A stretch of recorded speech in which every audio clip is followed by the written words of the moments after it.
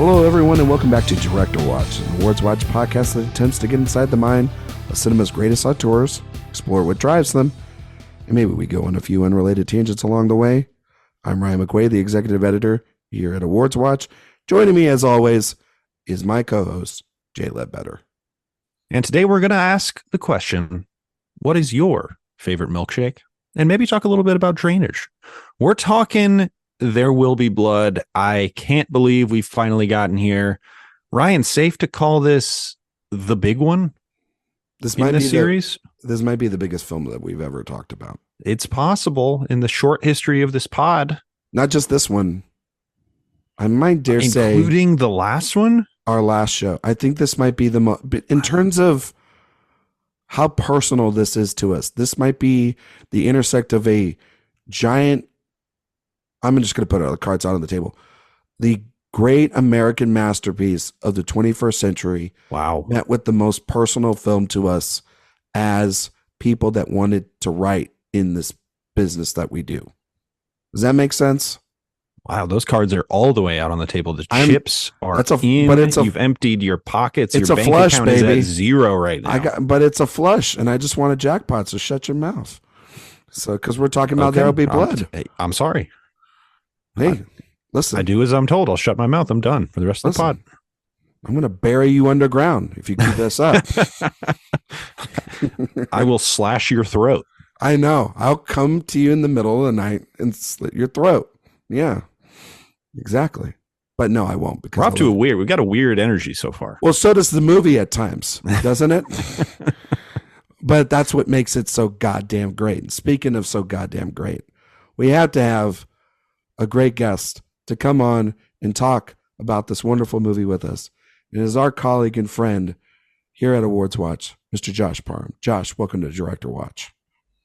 Well, thank you. And knowing that this is like the biggest movie you will have talked about up until this point puts a lot of pressure on me, but I'm very happy to be here. Well, you chose this, Josh. You chose this life, yes. Just like he chose all the bits of Little Boston to buy up, except the bandy track. You chose what to do, and you chose this one specifically, and I'm glad you did, Josh, because this is a big one, and I know that this is also a big one for you. Before we get into, I think There Will Be Blood, Josh, we got to do what we've done with every other guest that's come on this series already. We've got to ask you about your relationship with Paul Thomas Anderson, and I got to ask you, what was the first time that you ever saw a PTA movie? Was it actually this film, or was it something else that you saw before or after? Yeah, my relationship with Paul Thomas Anderson and his movies does sort of begin with this film. I do think I remember watching like clips of Boogie Nights when I was younger. I think mostly because when I was like 10 or 11 years old, just searching the internet for certain pictures, and Mark Wahlberg tends to pop up. And I think that might have been, oh boy, the first inclination that I had of Paul Thomas Anderson's work. But in really appreciating him as a filmmaker and being introduced to him on that level, it really was There Will Be Blood. I have a very distinct memory of going into the city to see this movie because it was limited release, and I was living in the suburbs at that time, and I was very much into the Oscar season, and of course this was a big player then.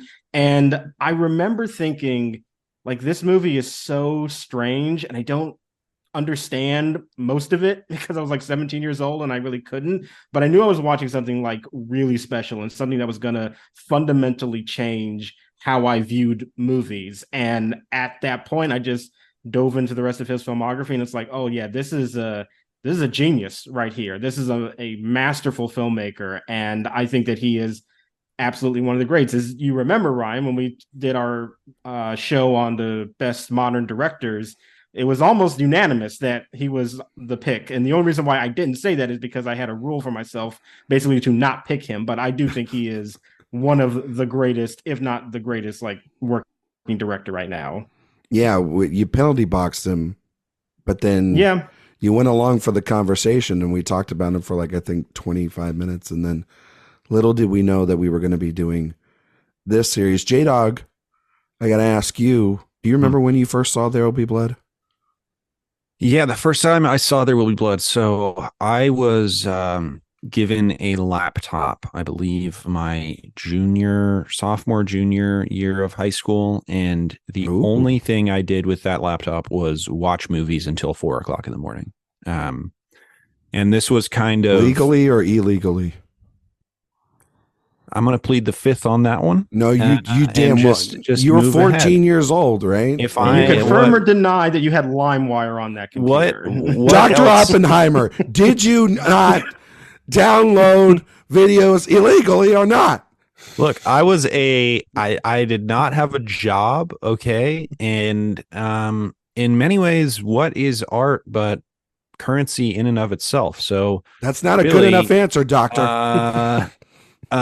So yeah, I saw There Will Be Blood when I was in mid high school for the first time, and this was the first Paul Thomas Anderson movie I had seen. I guess this was really when I started being like, yeah, movies rock. I'm just going to watch these all the time, and I truly would every night watch 2 or 3 movies in my bedroom on a laptop, which is not the ideal way to watch a movie, but it was kind of this crash course into this world that I now have become obsessed with. And this one, similar to Josh, this one really kind of changed everything, because this was a movie that I saw when I was 16, and I was just like, you're allowed to make a movie like that? That's bizarre. Like how did someone come up with the elements of this movie? And in hindsight, it was just formally how unique this film is. This really, the standout thing to me looking back is just the score.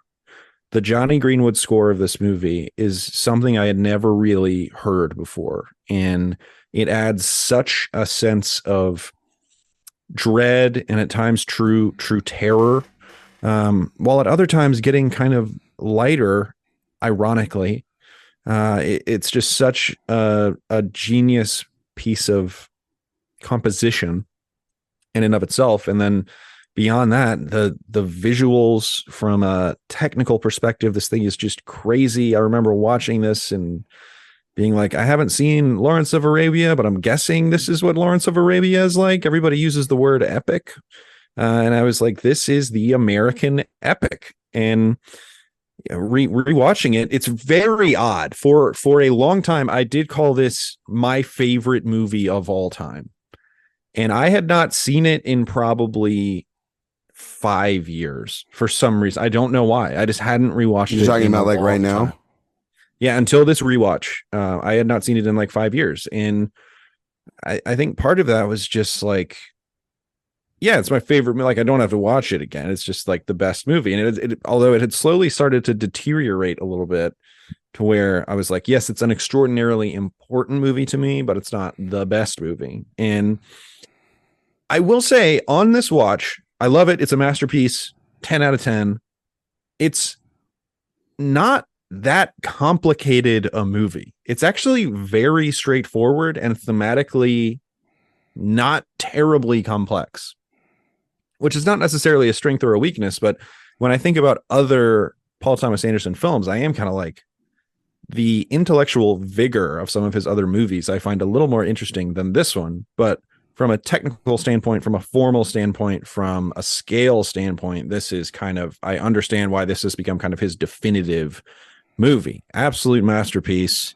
Those are the only bad words I will say about it, because this is like an absolute all-timer amazing film. Yeah, I was gonna decide maybe later if I'm gonna edit out those parts. I don't want to hear any of that. Like, shit. I mean, am I I don't wrong? want to hear any shit tonight. Am I wrong? Yeah. Yeah. It's well, it's more fascinating than I think. There's a lot of layers to this fucking cake. Like, I don't think it's just a one layer. It's not an uncomplicated movie. No, I mean, it is narratively, it's straightforward. It has, I don't think a very big idea that it uses a lot of very compelling imagery to bring to the fore. Yes, I think though, and it's effective in that way. I think you're right though. I don't think it's like Magnolia or The Master, right? In terms of complexity, or Phantom Thread, or Phantom Thread, maybe even in terms of complexity. But I do think that one big idea is so big and vast and profound, and then the characters themselves are so layered and nuanced and different and change over time, at least over every rewatch. Certainly for Daniel. me. It's Daniel, Eli, that relationship, that dynamic. Yeah, we'll talk about it. So I saw this movie in 2007 in the theater, just like you, Josh. And I remember, as we all kind of remember, that year was such a foundational year of cinema for our generation. I think our generation before us, or maybe even for some of us, 99 was a big touchstone, and we talked about that a lot with the Magnolia episode. But this is, again, at another turn point of a great year of cinema. And Paul Thomas Anderson is at the epicenter of that, alongside the Coen brothers, alongside David Fincher, alongside, Andrew Dominic and Edgar Wright and Tony Gilroy and Todd Haynes, because we talked about I'm Not There. Brad Bird, exactly. Yes. What is it? John Carney for Once, and so there's there's so many movies. I'm the one Sweeney Todd defender, so I do. I like Tim Burton as well. I like Sweeney the Todd. Demon Barber of Fleet Street. Exactly. I love that movie, Josh. It even produced, I think, the one good Sean Penn directed film. In I'm Not There, or no, I'm Not There. Into the Wild. I'm Not There, Todd Haynes. And so there's so many movies. It's like a laundry list of just embarrassingly great cinema. And I knew already at this point, at least as somebody that went to the movies, the importance of, if Daniel Day-Lewis is making a movie, it's one you got to see, because I was the kid that had my dad drag me to the theater to see Gangs of New York. And I probably should not have seen Gangs of New York in the theater. You should not have seen Gangs of New York at that age. No. But I did. And I also saw... Were you like 10? Yeah. In the Name of the Father. It's crazy that one of the worst Scorsese movies really turned you on to Daniel Day-Lewis. It was, and I also had seen In the Name of the Father. Although he is absolutely electric. He's so good in it. And I saw The Last of the Mohicans. So I knew that Daniel Day-Lewis, this is a big deal. Okay. Yeah, Last Mohicans is how I knew of Daniel Day-Lewis at that point. For more than just acting, right, Josh? Because he's a smoke show in that movie. At the time, I wasn't really looking at him quite in that way, but years later, he is like smoke show in that movie. He is a snack in that movie. Yeah, snack and a half. So I knew about that, and I knew about Anderson, the snack of the Mohicans. Thank you. Continue.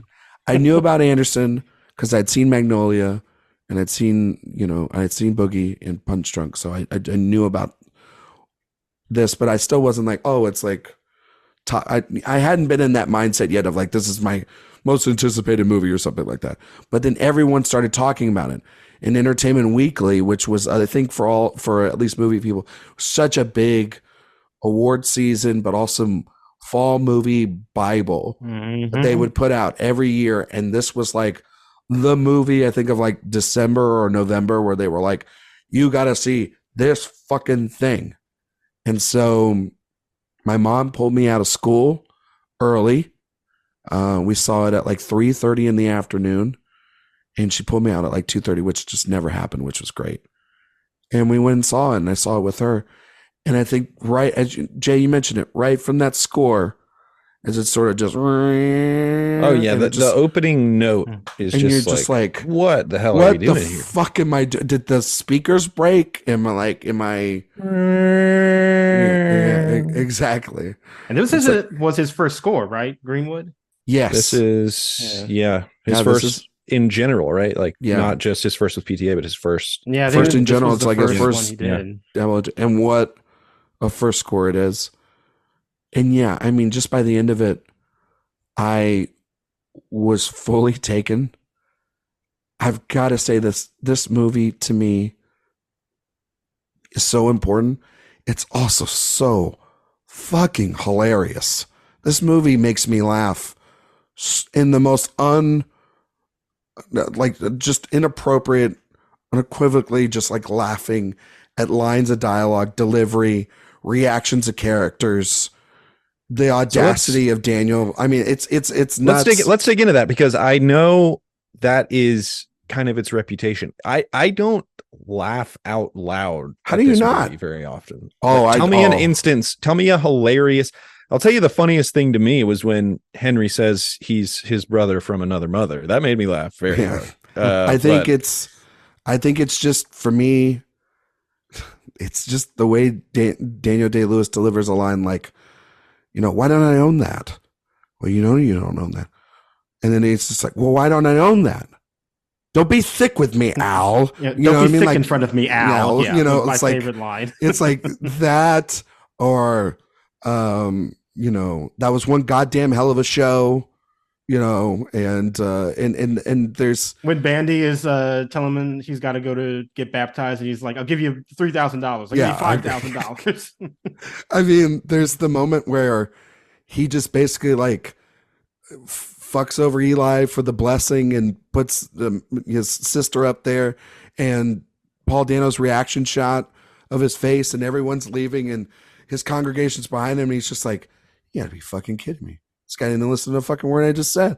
Where the hell do I go? I guess I gotta walk this way. And then all those idiots just following right behind. I mean, there's so many moments in this movie. I mean, I'm gonna kill you in your sleep line. See, none of this stuff is like, oh, ha ha ha ha ha. This is like, no, I wouldn't say that. Very darkly. But what did PTA's humor is the 75th thing I think about when I think about this movie. Is fucking hilarious. PTA always has a dark, twisted sense of humor, and it's throughout all of his movies. And I think that this movie is like apocalyptic. Yeah, and in an apocalypse also too, you can laugh a little bit. There's like, I mean, you smile on the way to hell. Yeah, there's a lot of that.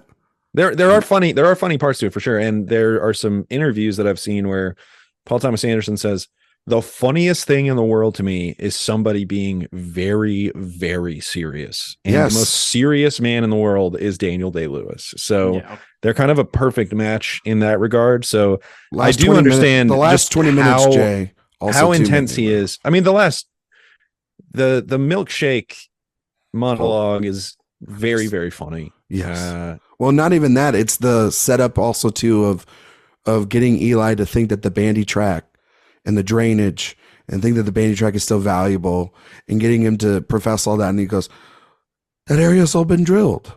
And you're just like, son of a bitch. He played him again. Again. Oh no. Funny. It's just like, oh, he fucked him again.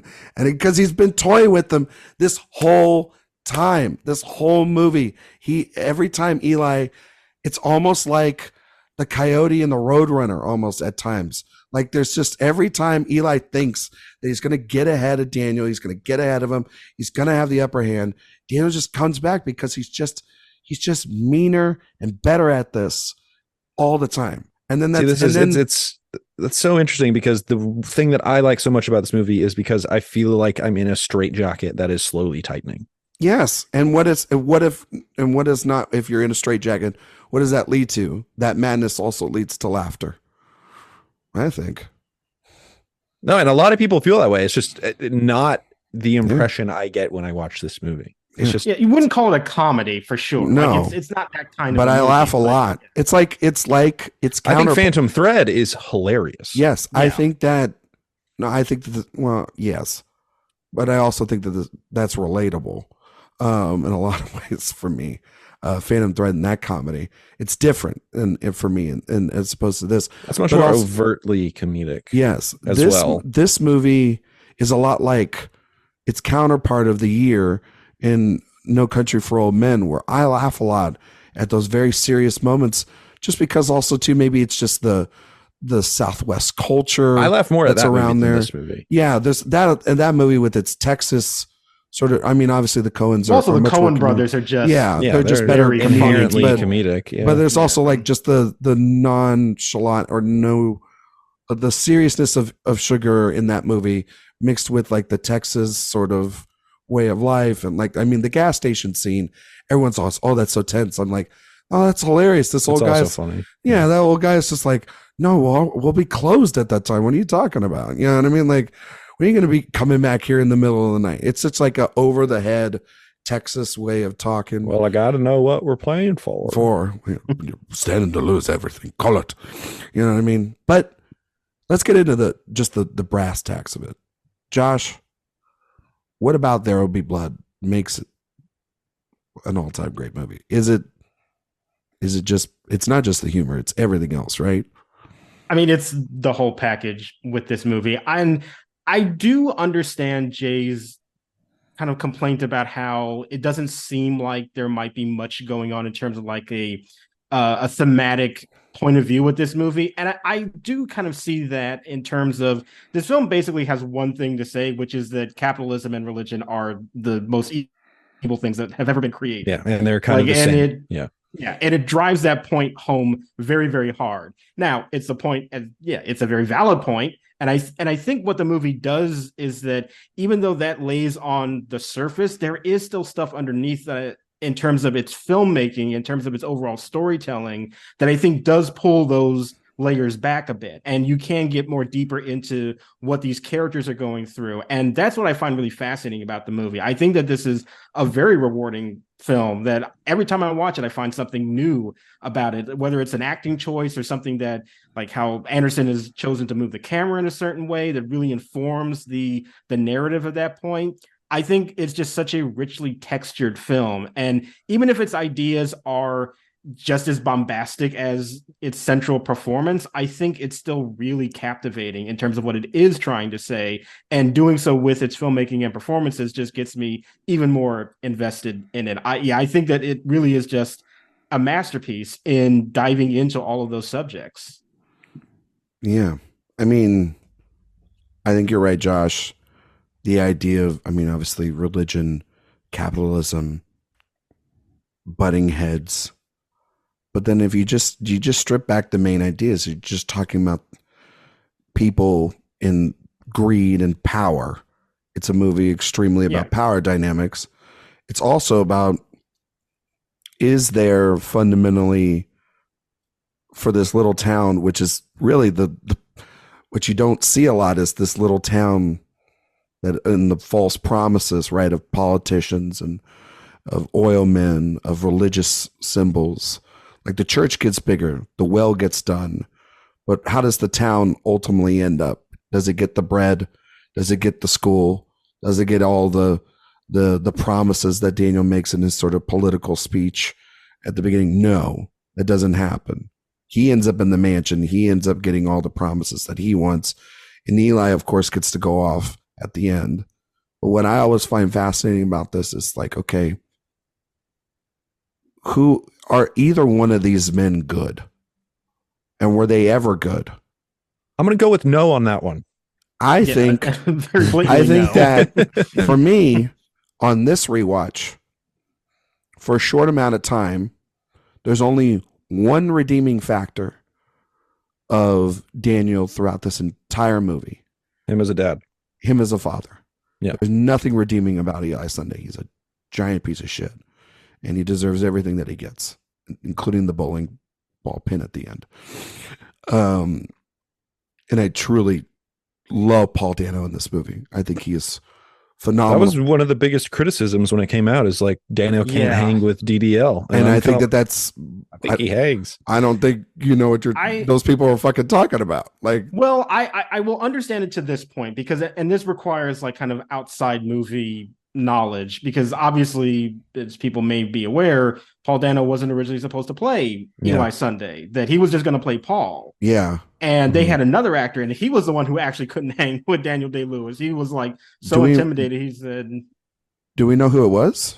Do you remember? You know what? Every time I look up that information, I find out who it is, and then I quickly forget because he like hasn't been in anything else. Okay, but, I'm gonna look it up.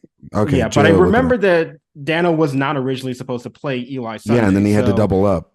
Yeah, so it's sort of a last minute thing, and I do wonder if maybe there was a little bit more time for him to do that role and to prep for it. Maybe it would have played a little bit better, but I still think that he's amazing. Like, yeah, he is slimy and annoying, but that's what he's supposed to do. He's supposed to be a completely, detestable character. And I think that what Dano does in that role is really showcase how the grandiosity of religion essentially is just there to swindle people, to take advantage of them, just in the same way that Daniel Plainview is. They're mirrors of each other. They hate each other because they're so similar. And Yeah. Eli Sunday is doing it in a little bit of a different method. And for some people, that is very annoying. I get it, but I think it suits the character just perfectly. And it's funny that they don't see that both of them are part of giant hypocrisies. That they actually are rivaling each other when they're serving the same product and serving the same almost ideal system, which is really fascinating. Well, I think Daniel doesn't care. No, and Daniel doesn't care. That's the thing about the movie. I think this movie is kind of saying at least Daniel is kind of transparently an ass. Yes. At least he has no facade to him. At least he's open. It's an open, like, you can tell from the moment. There's no fakeness. There's no holier than thou. There's no performance. With Eli, it's a performance. Oh, there's certainly performance. Oh, yes, but it's not this song and dance. It's like, yeah, I'm going to smile at you, but then I'm going to get your land. And then it's just, you're done at that point. Like, it's over. Like, everybody knows this. It's anybody in that Daniel era doesn't need people to like him. No, he doesn't need them to like. Yes, exactly. He doesn't need followers. He needs land. And it's brutal. It's a much more brutal way of doing it than, singing and dancing and, shaking old ladies' hands. You know what I mean? And he also has what Gene, one of his competitors, his friends, that comes out to train. He's like, he's got that cute, adorable kid with him that gets people to buy into this. But also, if not, HW, who I think is the heart and soul of this movie, he really is, as a character, you could see him how much that Daniel does care for him. That moment after his real father dies, and there's that long shot right in before we hear the dialogue of just, seeing Daniel look at this child, and it's not from a moment. Train. It's not a moment of like, you hear him sitting there, I'm going to use you as now a toy to my machine. He teaches him his craft and his trade because it is his son. I mean, when the oil derrick does blow, and he runs to him, and he's shaking him, he goes, "What hurts?" This time I really felt for Daniel, especially then too later when HW is trying to hear his own voice, and he's holding him so tight. It's actually, he is, but then he's like, "This is annoying. Stop doing that." Well, Stop. Yes, he's telling them to. And then he also has to leave him to go look at what the disaster on the rig is too. Yes. Like I feel like that relationship between the two of them it's both tender, but it is also calculated. Like, I think that for Daniel, he looks at HW as both a loving son that he can take care of, but he is also valuable in terms of the land he wants to buy. Yeah. And the minute that balance becomes shifted one way, and that he can't use him for those capitalistic purposes anymore, and would have to totally commit to being a dad, he cuts him loose. Like, his number one priority is always going to be his own self-interest, his own power, and whenever somebody threatens that, then they're no longer useful to him. Well, I also think too, it's him throwing money at the problem that he can't do, but at the same time, he has this money others probably in that town of Little Boston couldn't do, and so it is something of that. The rich of like, he has all these friends and resources. He's like, yeah, he ultimately, by the end of the film, he's the reason why HW can go once again on his own, because he sent him and made this hard decision of putting him on that train, because it was not easy for him to leave. You could see that in his face as well, and that there's the regret and everything. Like the whole scene of I abandoned my child, I abandoned my boy. That's the real part. When you see him, when he says, "And you abandon your child," and Eli tell him to say that, he's so angry that Eli said that to his face. You can see the moment of hesitation. And then he says, and then he shakes it off, because he's like, okay, I can't think about that right now. I'm thinking about the pipeline, right? But then there's that moment right before he walks back into the congregation, and we don't hear what he says. But Yeah. it was funny. I was watching with my wife, and I said, "What do you think he says?" Because he tells Eli something again, and Eli stood there, and I guarantee you, he said something along the lines of, "I'm going to bury you underground again." You know what I mean? Yeah. Like, fuck you. Although he's you know? he's genuinely upset when he goes back to the pew, though. Yes. And, yeah. Yeah. It's that balance still. And then, I mean, but it is, and you're justifiable to see HW later slap him in the face for leaving. yes, He doesn't want to be 100%. And it is, Yeah. he almost loves HW like he loves the oil derrick.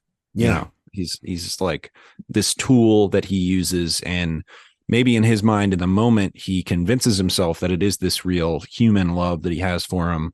And to be fair, he's probably better off in that school than he is Yes. being deaf in this environment. He is, Yes. but the point ultimately is that what HW kind of really needs in that moment is not just money thrown at him. He to needs go his to school. father. Yeah, he needs a dad. And Yeah. that's what Daniel Plainview just refuses to give him, because he can't be that for him in the moment. And that's what builds that resentment, obviously. But like that's the fascinating thing about that dynamic, is that, yeah, I do think there is genuine love and compassion there in that relationship, but it's still partnership.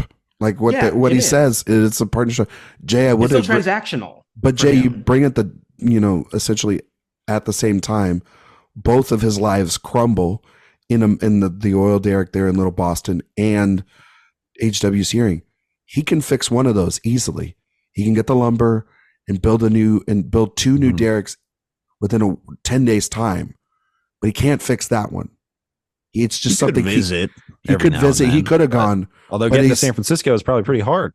But also too, in his mind, he probably also thinks I've raised HW to understand what the goal here is. I mean, like that moment where they are quail hunting and they find the oil and they're sitting there and they're looking over the horizon and they're sitting, and he goes, it's something I do all the time where it's so, and they're talking about the pipeline and they're talking about their dream. It's their dream.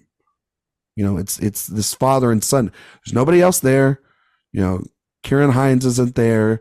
All the other, guys aren't there. It's just the two of them. And so the idea of that, he then builds this pipeline. It's not like he built it for HW, but he says to him, I built the pipeline. I finished what, essentially we started, but it's already broken at that point, the trust between him and Daniel at that point. And that's why HW is so mad. And then you don't see him really talk to him, or we don't see a moment of them connect again until it's the adult version and he's willing to go, because by that which is point, one of my favorite scenes in the movie. My so God, good. I love that scene so much. It's so good because it's like by then the greed and the consumption has taken full effect and you have lost any ounce of heart that he has for him. There's that. Absolutely. And what's also, to me, what I love about that moment and what it really uncovers about Daniel too, is that, like, as he has said before, he's got a competition. He can't see anybody else succeed. And I think that once HW says he's going to be a competitor, that completely kills the image of him as his son. I mean, he basically says it in the movie. And you can even tell that hurts him a little bit. Like, there is still this lingering bit of compassion that he has towards HW, but his motivations as a capitalist, his motivations as this power-hungry man cannot allow any like lingering familial relationship destroy that, even though he's not really in it anymore. He seems even though he's rotting away in his mansion. Yeah, but it doesn't matter to him. It's like, you are competition. Well, then you're done to me. And to make sure of it, I'm going to say the most hurtful thing I could ever imagine to completely destroy this relationship, so that I no longer can see you as my son and you no longer can see me as your father. A bastard from a basket. Yeah. God. I mean, he shouts it even though he knows that HW can't hear, like, going down the hallway. And the interpreter's not more so. Yeah, and the interpreter's not gonna tell him it. He repeats it almost for to reinforce his self-satisfaction. Yeah. He's also hammered. Yes, he is he is completely just drunk. I mean, like that moment when Eli's going on the train and Eli has this shot of, essentially going to spread his gospel, across the country or whatever. And you see Daniel's just sitting there by the train drinking. And he's got everything he wants. He's got the pipeline, he's got everything sold up, money, all and everything, but he's so miserable. And it's quite funny the different exchanges throughout the film between Dano and Day-Lewis throughout it, of where these two characters are at and how high and low it always seesaws back and forth between the two, leading to then a giant face-to-face confrontation for the last 25 minutes of the movie, which I just think is great. I mean, Jay, I had forgotten how long that section was. I thought it was almost like 5 minutes, 10 minutes, but it's a full 20 something minutes long. How about going toe to toe for 20 minutes of screen time with Daniel Day-Lewis? And just you two, and you just, oh my God. That I think would be more intimidating. Probably anything else. I mean, like Dano talked about it recently when he was doing Fablemans last year. And I saw one of those like YouTube videos where they talk about your whole career. And he talked about like having to just let Daniel Plainview beat the shit out of him in that mud and, oil sort of situation. The oil baptism. Just let him get on top of him. A crucial scene. Yeah. Oh, aren't you a healer? Aren't you a vessel for the Holy Spirit? Just like, yes. But it's also the sort of acknowledgement. And again, not it's a fairly obvious piece of imagery, but it's very effective and great to look at. But it's him being baptized by the evil side of Daniel Plainview. It's like, you are no different than me. You're being baptized by the world of profit. Profit,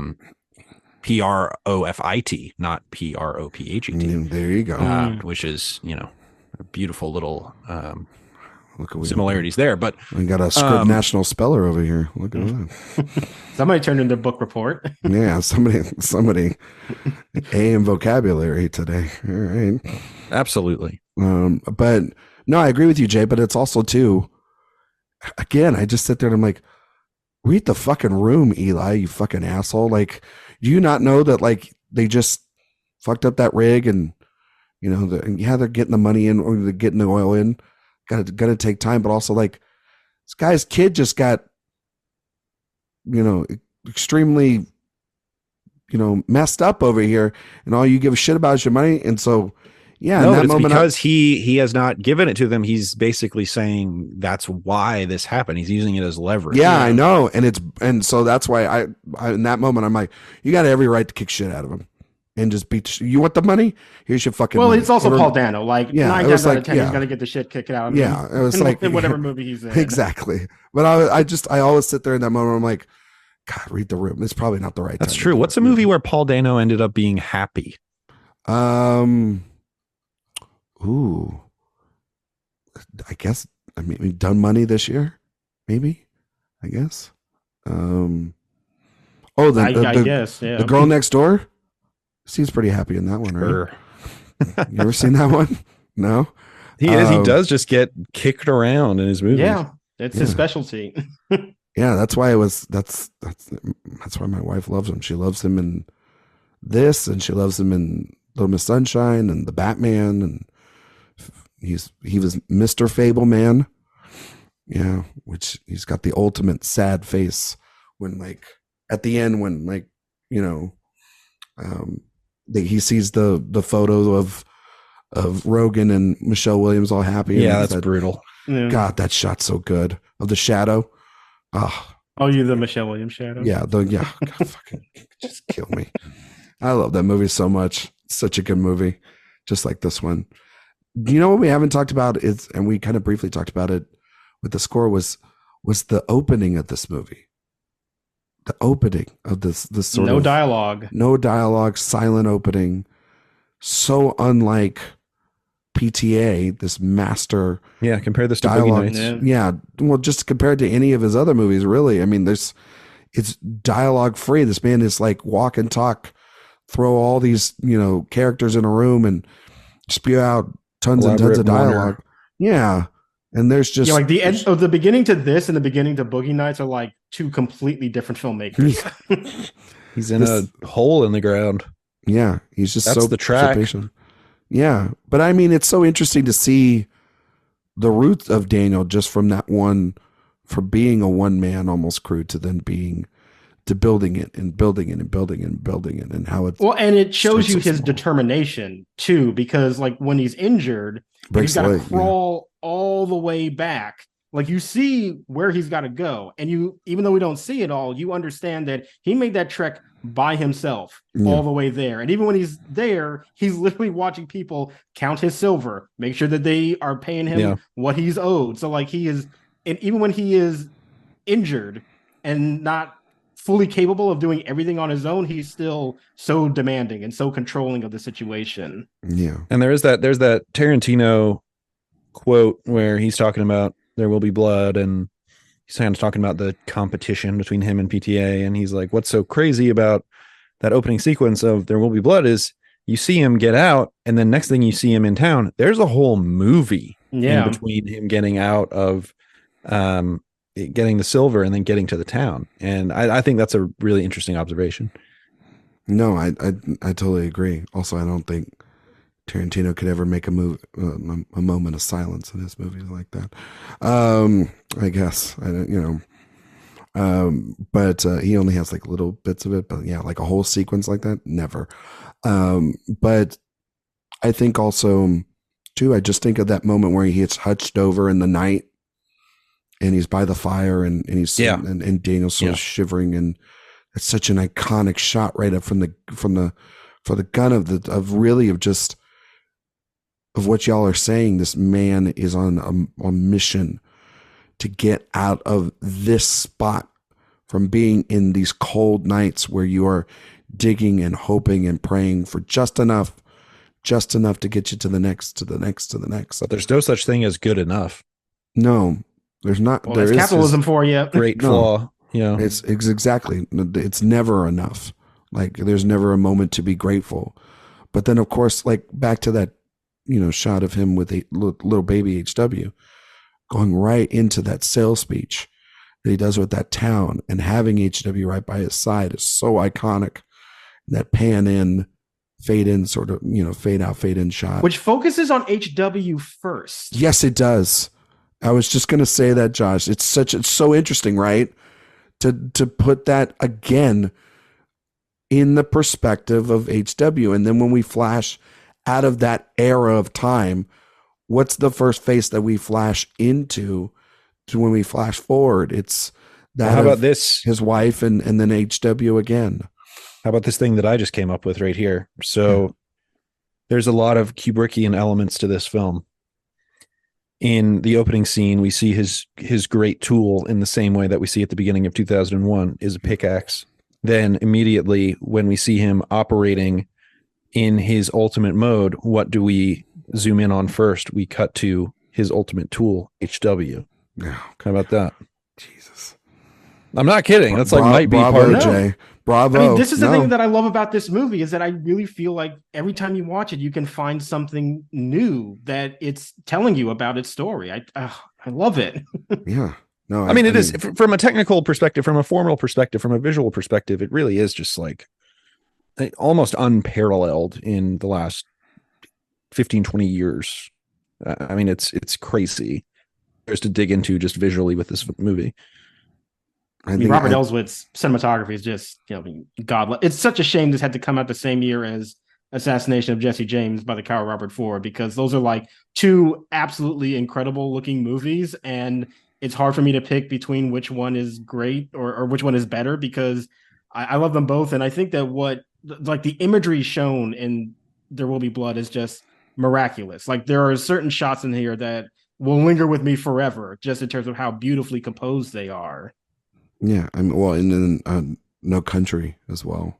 Yeah, I think also Deacons. I mean, that was also a really great gorgeous year for cinematography. The inherent competition between No Country, just as far as and this movie, as far as setting and kind of they're not that far from one another when they. Well, they literally had to delay shooting on No Country during the oil derrick explosion scene. Yeah. I wonder why. Funny. Yeah, I wonder That's why. Maybe, PTA just flexing on him. I wonder if they like sent notes to one another about like, hey, sorry about that, just or we're gonna do this, like because they were literally the two films then of award season as well. I mean, like critically, it was There Will Be Blood. I guess it was No Country too, but then when it got to the telecast, it was clearly. I mean, I think the Coens had the last laugh on that one. Yeah. No Country is like, fuck y'all, we're winning everything. We're not giving you PTA. There was, I mean, PTA early in his career, maybe it's still there during this. PTA had a competition in him when he was coming up too, and that seems to have sort of dissipated a little bit. But I know at least early on, he was very into, I want to be considered the best director. And I want to have total control over everything, including what people think about my movies. So I think there are definitely some ideas of his own sort of self-image seeping through into this movie. Yeah, and then I think he finds an actor that is then completely consumes himself into roles. And then it's like, oh, you two are fucking made for each other. It's how many directors has Daniel Day-Lewis worked with twice? Oh, that's a good question. Twice. Are there any others? Scorsese. Yeah, Scorsese. He's done Sheridan, right? Because Sheridan did In the Name The Boxer of the Father and The Boxer. Yeah. So I guess he just does two with everybody, too, right? Yeah. And My Left Foot. Yeah, he did. He did a bunch of those. And then all right, well, cut that. He's going to be in trash observation by me. He doesn't make that many movies though, Jay. Like this. No, I know, but it's like sort of like less than 20 credits, right? Yeah. And now apparently he's retired, so he got all tatted up. Well, and the only person that'll pull him out of retirement is probably either Scorsese or PTA. Well, Scorsese already did it once because, that was the whole thing. New York was already a come out of retirement. Well, it was really, I mean, a lot of it was Scorsese, but also a lot of it was Leo too. Like he forced Leo to meet him and everything, and Leo talked about it, I think, in during The Revenant, how like they went and met each other in New York, and Leo said, I wasn't going to be the first one to talk. And he went to Daniel Day-Lewis's apartment in New York, and he's like, just go for a walk. And the whole time they walked and got into Central Park and walked around to find a seat, they didn't talk to one another. They just walked next to one another. And then finally, I think it was DDL said something, and Leo then broke out of it, and then they just kind of kicked it off. And then right from there, in those conversations, Lewis was fully in because he wasn't not going to do it. Also, if Leo wasn't that good either, from what I read as well. So it was like DDL would be a good Dr. Doom. God damn it! God damn you! He would be good in anything. I feel like the driver roles in a lot of movies now are what Daniel Day-Lewis would be gravitating towards in his prime. Oh man, DDL 20 years ago totally would have been Ferrari. He totally would. There's no Reunite way with Man. Oh yeah. Let him just in Heat 2, and he never did his 2 with Man. He just did the 1. Yeah, I mean, wasn't Man? Well, Man's making Heat 2, but he was going to make something else, right? I guess I don't know. Heat 2 is never going to get made. Hot take. It's totally going to happen. It's totally going to happen on the record. But yeah, no, I don't think he works with too many people. But is this his definitive collaboration? Do you think he works best with PTA? PTA? Well, this is on his, in my opinion, Mount Rushmore.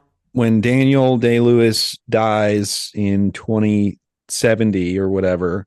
Jesus, this will be I'm just saying. I mean, this is an important. This is how you define the legacy of. I think in the year 3000. Yeah, in the year 3000, when Daniel Day-Lewis dies, I think this is the first clip they show on TV. Is There Will Be Blood? The abandoned my child, abandoned my boy. It's something, just a clip from There Will Be Blood. It's like Academy Award winning actor from There Will Be Blood. I think is the first thing you mentioned. Maybe. No, I think so. I think so, because this movie did kind of seep into the pop culture a bit too, yes, in a way that very few PTA movies end up doing. And I do think that there's an iconography. Like they were making SNL jokes about this movie. True. Like that's how you they did the sketch. This says Have you seen Jay? Have you seen the sketch? I have seen that sketch. It's good. Yeah, Hader. That was when SNL was good. Yeah, Hader wrote the sketch. Yeah, I think. Well, Hader's such a cinephile. Such a cinephile. Listening to Hader talk about movies, it's like I've barely heard of that. What are you talking about? Very, very true. But in order to make that joke on SNL, you have to make sure that like everybody knows what that movie is. Yeah. So I do agree that I think that that means that this is probably like his defining role for most people. It's a great performance. It absolutely is. No, I just. What else is that? Nate, give me another one. I mean, maybe it's My Left New York. Maybe My Left Foot. It's not My Left Foot. No, absolutely. No, I don't know. Maybe for a certain generation. And it's not Lincoln. It's not that either. No, it's not. No. It's this. Last of the Mohicans is probably up there. I would say. I would say movie. it's this and Lincoln because it would be the more newer, more.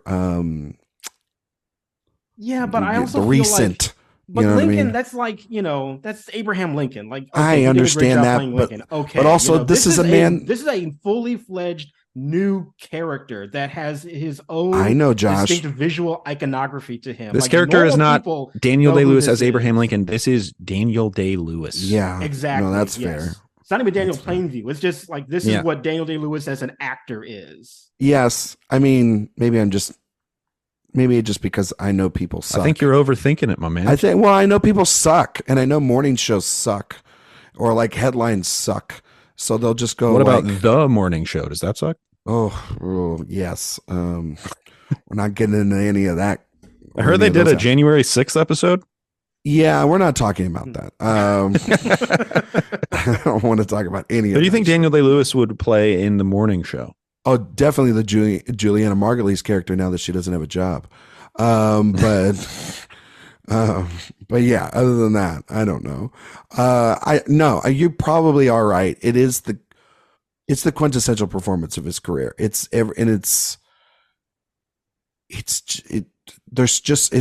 the shot I have behind me of him leaning over as the oil derrick is on fire. That I think the shot, not the milkshake confrontation, but I think the shot of the oil on his face with the pipe or in his mouth. Oh yeah. I mean that's the thing you use. That's like the first shot you use. The one for me is when he's in the pitch black or in the chair. His face is covered in oil and he's just staring at the fire, and all that he's lit by is the burning oil derrick. That to me is just like, oh my God, the use of darkness in that moment and light is just like nobody else would think to do that shot that way. It's just incredible. And also we got to give credit to the God production designer, Jack Fisk. Yep. He's the best. Yeah. And he builds this whole world. And he's Malik's guy. And you talk about a guy who can build a kind of ethereal, unique, singular world. That's Jack Fisk, man. And Jay, and Josh, who worked with Fisk. It was one of her first jobs that she ever got on this film was production designer Ruth DeJong, who did the production design on Oppenheimer. And she is a protege of Jack Fisk. In many ways, those are certainly, you can draw a lot of parallels between those two. Yes, you can.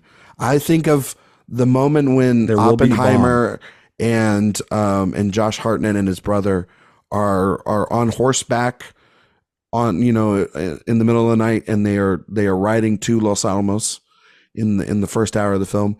And I thought about the opening shots of the night by the fire and of within this film, and just how pitch dark this area gets, and the only way you can see someone's face is through fire. Fire and so I definitely parallels between it, but also found it just really fascinating recently when our own Griffin Schiller talked to DeJong was a little bit about Fisk and his work here and how it's immaculate. I mean I love this little Jack town Fisk. of little Boston just being built from nothing. It's incredible. He's so good at just creating these like very realistic tactile environments that they don't even feel like sets to me. They just feel like they found a town that was just, from the turn of the century and Truly. just filmed there. Yeah. And I love his design so much. I honestly think he should have won the Oscar for production design for this movie, because it's one of those situations where it's not necessarily flashy, but it just feels so right for that environment. It feels so lived in and so fitting for that particular project, and it's just amazing to me. You're so right about it. The best part about it, and the biggest compliment you can pay to him, is you watch it and you're like, wow, it's pretty cool that they found this little town. Yeah. And that is, I mean, and it's the same thing with Days of Heaven, where you're like, wow, look at this awesome house that they found. It's like, no, they built that. Not how it worked. I mean, even in something like The Revenant, a movie that I don't like, but I think the production design of that film, even when you're just out in the wilderness and you still have to create these environments, it still feels like that production they just found it, and it's so natural to that place too. Mm-hmm. Even in like Killers. Yeah, like, another amazing example. You're just like, shit. They built all these fucking houses, didn't they? They built this town, didn't they? I love Jack Fisk. He is one of my favorite production designers. You just know Mr. Sissy Spacek. Yeah, exactly. Well, he was like, he just doesn't want to be out. He wants to build houses. He built houses he was building. He doesn't like to go out. He's very homebody, so it's got to be like a very special thing, or for his friends, people that he likes, like Marty. But did he do Malik's Jesus movie? I wonder if he did. I mean, looking it up. Giving Jack Fisk a Jesus movie. Shooting that, or are they still going? Is that where Rylance playing the devil? They probably finished shooting it 4 years ago, and they're going to edit it for another 3 years. For God's sakes, who's playing God and who's playing? Isn't no? Rylance? He's not doing any of that. Of course, he did Flower Man. Yeah. Can we talk about one storyline to this movie that we haven't talked about? I wonder if it's what I think it's going to be. Can we talk about the fake brother? Yeah. Let's talk about Henry. Let's talk about I don't know Henry. how to feel about this, honestly. Okay. I feel like this movie has all the momentum in the world. Yeah. And I always find it really interesting. I think it's Henry is an interesting idea of a character from the sense of he's using him to replace HW in a lot of ways. Yeah, that's the most interesting part about him. Replace Kieran Hines also in a lot of ways too, because when Henry comes in there, we really get away from that character and essentially any of the people that are on that rig, and it's really that blood to blood relationship, right? Being close to it enough. I think then the deterioration of it, and then the reveal of that's not really his brother and everything. I still never know if it quite works all the way, but it works enough to get to where we need it to be, which is that Bandy finding him and the gun, and then of course leading into the rest of the film, which I think picks up and is absolutely perfect after that. It's the one little hiccup I think in the movie, but a nitpick, I believe. It's the one thing that kind of feels like a means to an end. Yeah. As opposed to this kind of rich subtextual element.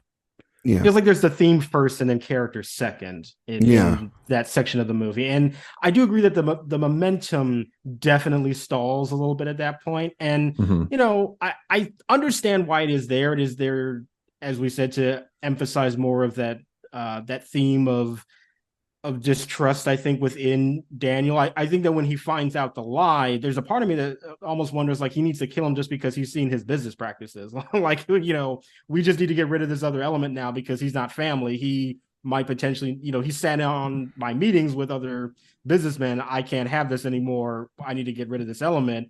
And, I do like Kevin J. O'Connor a lot. He's a good Chicago actor too. I have to shout him out, and I've seen him in a lot of stuff that I do like. But I also think that storyline does feel a little, not superfluous because it does serve a purpose, but it does feel a little inelegant the way that it's deployed within the overall narrative. Good word for it. Yeah, it is. It is kind of the pivot point in Daniel's paranoia, I think, is one of its biggest purposes. You have, after he kind of discovers when, what is it? He says a joke that is sort of relating to their hometown. Gonna get liquored up and go to the Peachtree dance. The Peachtree dance, and he doesn't understand it. He just kind of brushes it off, and then immediately after that Greenwood score just boom, gets like evil. It sounds like they're in The Shining, and then everything kind of turns from there. So, but you're right, inelegant is a good word for it, Josh. Yes, and then I just love the Peachtree dance. Gonna get liquored up. Go to the Peachtree, but then oh my god, when they're at the brothel or the bar or whatever there, and when he asks for money, and just Daniel's face, at that moment of like, here's your last ride, asshole, because I'm like, and you just, the disgust, and it's back to the disgust he's talking about with him about people, and it goes to the sense of he doesn't trust a lot of people. And he lets in this person who he believes to be his own, that plays on his sensitivity, that plays on his, I'm your brother, I've got proof or whatever, he knows all these different things because he read a journal. And one thing is broken. And then it's, this is the reason why I haven't let anybody but HW and maybe one other person into my life, and everyone else is either competition or an asshole. Yeah. And I also do even wonder that moment when, they're at the brothel and he comes up to him like so drunk and asking for money. There's even a small part of me that wonders if that is a purely subjective moment from Daniel as well, because we haven't really seen his brother, quote unquote, kind of act that way throughout the movie. Like, he's never really seemed to be a boisterous person or really hounding Daniel all that much. And the fact that we only ever see that right after he becomes suspicious of him, it almost makes me feel like, we're entering a very subjective moment in that film, and we're seeing like the worst qualities that Daniel is projecting onto this character to almost justify it to himself why he needs to eliminate him later, because that character never behaves that way throughout the entire movie except right after Daniel becomes suspicious of him. Yeah.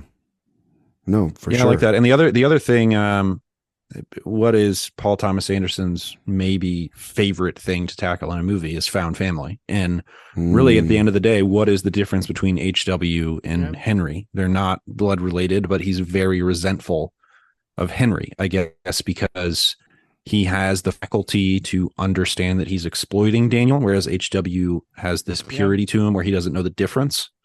Well, and he's in control of the narrative with HW. 100. Yeah, totally. Absolutely. He's the liar in that situation. He's not being lied to like he is in this one. Yeah. So it is that mirroring again, which is such a huge part of this film, is kind of this, whether it's a direct mirroring or sort of this funhouse mirroring between religion and capitalism and all that stuff. It's a movie very much about dualities. Yeah, I mean, the fact that this was purely accidental, but, mirroring in terms of Paul and Eli Sunday, that becomes a narrative as well as a happy accident within the film. Oh, the real prophet, Paul. Yeah. Making them twins automatically now creates a thematic layer that wasn't there initially with that film. And it's incredibly fascinating. No, I think about the insult of calling a twin the afterbirth a lot. Yeah. That is one of the harshest insults I've ever heard. The filth. Slithered out of your mother's filth. Yes. And I should have put you in a glass jar. The milkshake speech used to be a little bit of a party trick for me because I know. Oh, do you used to know it by heart? I think I still do, but is that like a quintessential monologue? Yeah, I mean, for me, again, how important this movie was for me. Watching this, I watched this every 6 months in college. I mean, it was. But that goes back to how popular this movie is and why it is still, I think, his defining performance. Because if you can bust out a Daniel Plainview impression at a party, you need to know that everybody understands that reference. Like, the most common denominator of people need to know who Daniel Plainview is in order for you to do that. And that speaks to how really impactful this performance was to so many people. And to how important movies used to be. Wah, wah, wah. Yeah, there's that too. Yeah. Well, I mean, this movie didn't make a ton of money, but you are right, Josh. It was a movie that I think, honestly, if this movie had came out now, that scene of his confession, it would have gone viral. There's no way we wouldn't have seen that. You know, it's funny. This is a movie that's sort of pre-internet as well too. So word of mouth was big and key for it. Early internet. Yeah, early internet. This is also a movie I definitely remember, but not viral. You know, well, there were memes about this movie. Like before memes were a thing, before we had a name for it. I distinctly remember, like, there was a video called "There Will Be Vader," where they just took scenes of Darth Vader and overlaid it with dialogue from Daniel Day-Lewis in the movie. And like, I remember that was one of the early viral clips relating to "There Will Be Blood" that I saw on the internet. Yeah, I mean, that sounds good. Yeah, it was very funny. I watched it a lot, but again, like, this weird movie was able to penetrate the culture that much that they could make silly memes of it before memes were even a thing. You guys want to talk about the ending a little bit more, and just your favorite, or maybe it's favorite lines of the film, or maybe favorite other things that you like about it so much? It doesn't have to again. How about a mirroring? This was called out in the Adam Naiman, Paul Thomas Anderson book, the mirroring of the pickaxe at the beginning of the film and the bowling pin at the end of the film as the bookends of the movie. The exact same motion to extraordinarily different ends, although is the opening scene sort of a means to a similar end on a grander scale. Yeah. Also think about the I mean, ultimately you can also call this movie a dick measuring contest between the two of these people that are sort of made for each other. I don't know if you guys, a pipeline measuring contest. There it is. I mean, the idea of I've listened to a lot of different things about this, so maybe you guys have picked up on this from listening to other things or reading things, but I think by the end of this also too, there's a little bit of Eli when he's talking about Bandy's grandson. There's a little bit of this of Eli being coded gay, but then also there's the rumor of like not rumor, but there's just a speculation that Daniel Plainview is impotent or not. You know, he doesn't look at sex at all in any way. He's a very wholly womanless, asexual character. Exactly, sure. Wholly asexual. I mean, like in the brothel, he wants nothing to do with any of that. Clearly, you know, and so I find that I find Eli to be really fascinating too, because within religion, what do we know about the religious faith as well too of the Catholic Church, of all this singing and dancing and all this performance like nature as well. But then, of course, there's the seedy underbelly that hides a lot of temptations, right? He talks about temptations a lot and how he always is blasting Daniel for his temptations. This idea of womanizing he brings up, and we've never seen Daniel with a woman at all. You know, his backsliding, womanizing. You're like, wait, what the hell? He's never been with a woman, and it's because he's never even thought about being with a woman. But then Eli going to Hollywood or going out on the road and talking about these temptations and drinking for the first time in front of Daniel, because you feel like, you know, he's talking and mentioning, right, Josh, these things that he's held back for such a long time. It's also really fascinating a lot how he's been tempted through his time away from Daniel as well. Now when they are actually family. Because when I first saw it, he was like, oh, yeah, they're brothers because of, you know, the church and everything. No, they're actually family because his sister married his son in a lot of ways. And so it's just what a family reunion the end of this movie is. But no, I find the interesting little things that PTA is talking about, his own temptations that Eli has there at the end in the speech. Those are the things those little subtlety things that I always pick up on. And it's mostly just implied because obviously the movie never makes any of that. No, it's not really explicit clear. or directly clear, but it is implied that on this journey, he has done things outside of the town of Little Boston potentially that he would have never thought he would have been able to do.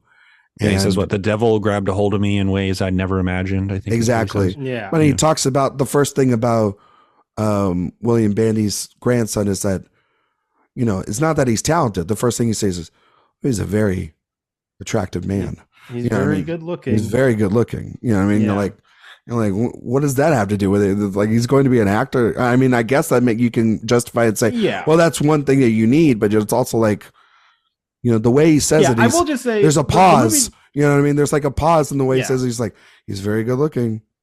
But then the movie doesn't really talented, see that though throughout much of the rest of those scenes, and I definitely did pick up on it whenever I see the movie, and it's like, that does ring a little bit of a bell for me. Yeah.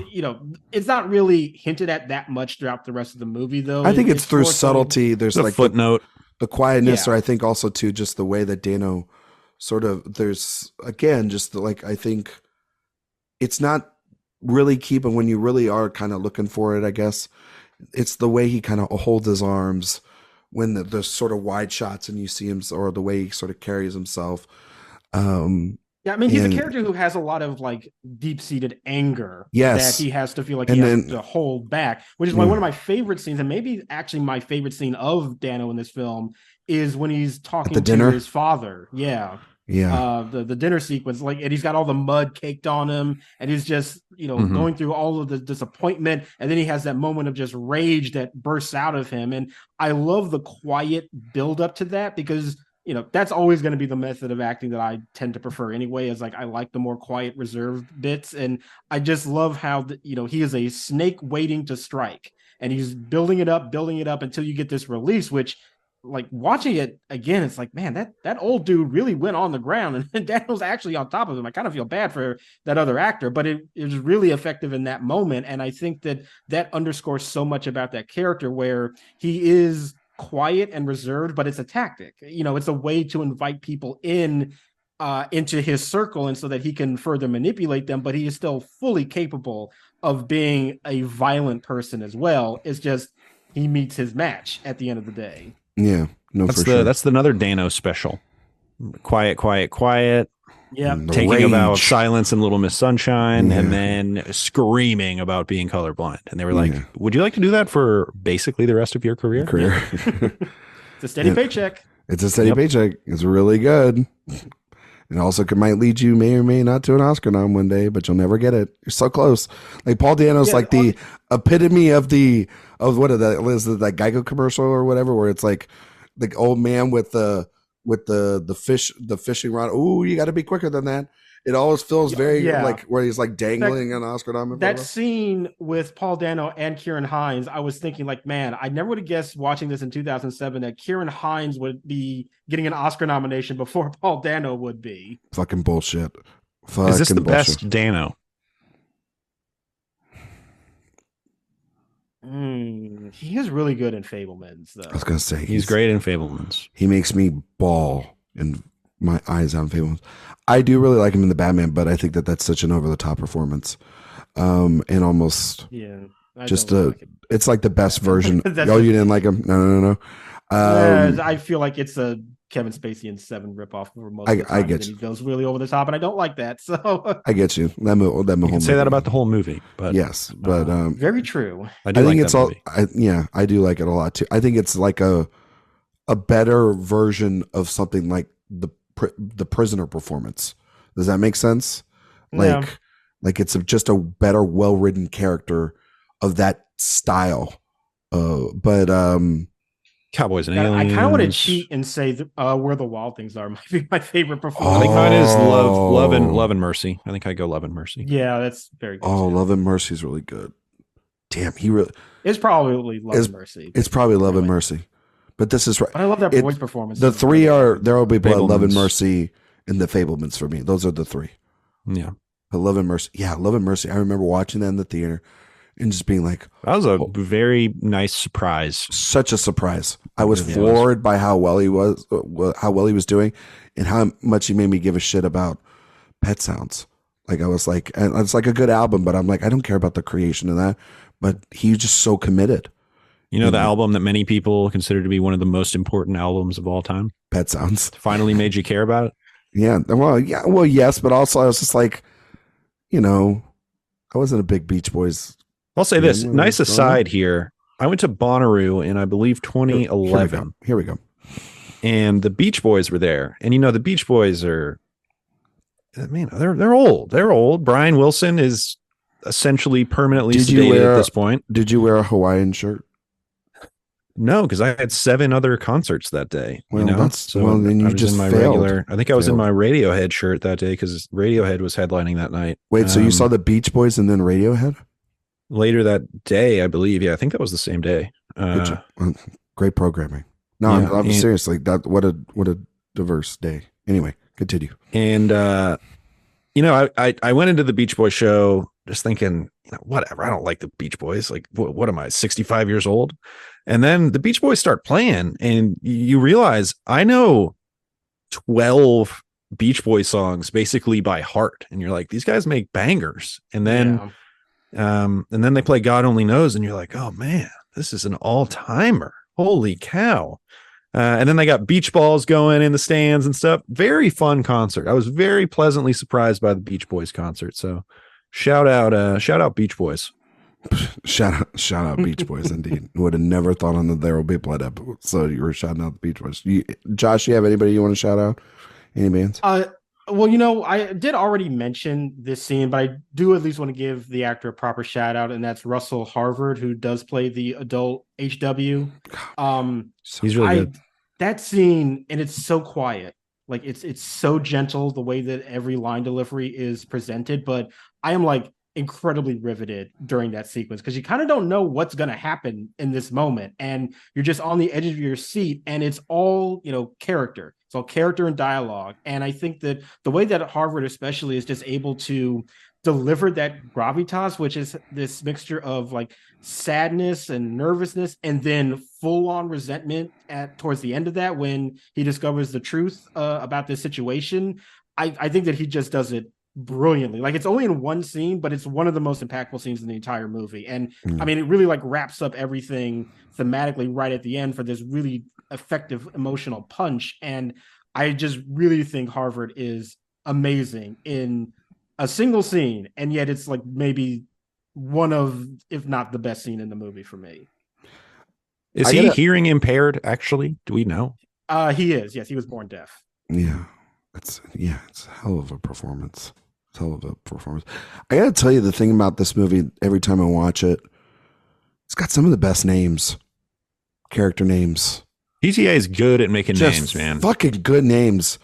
Call Fred English. And they are his names too, because as has been noted, this movie is based on Upton Sinclair's book in like name only. Yeah.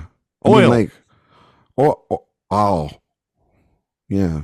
I mean, Call Fred English, Bob Brody, Al, Abel, like, you know, like Eli what a Sunday. Name. Al. And William Bandy. Daniel Plainview. Because that dude looks just like a regular person. He looks like a guy.